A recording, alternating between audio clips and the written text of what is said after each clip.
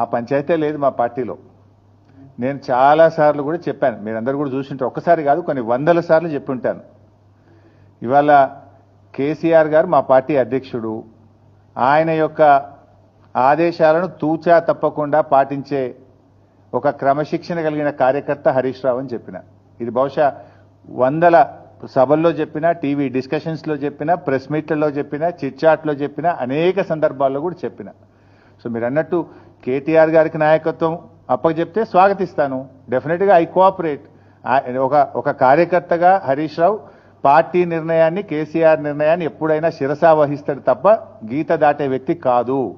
ఇది నా 25 ఏళ్ల రాజకీయ ప్రస్థానం చూపిస్తుంది. 25 ఏళ్ల నుంచి నేను బీఆర్ఎస్ పార్టీలో ఉన్నాను. పార్టీ జెండా పుట్టుక నుంచి ఈ రోజు వరకు కేసీఆర్ గారి అడుగుజాడల్లో వారి సూచనలకు అనుగుణంగా పనిచేసేటువంటి ఒక కార్యకర్తగా హరీష్ రావు పనిచేసిండు, రేపు కూడా చేస్తాడు. Thank you.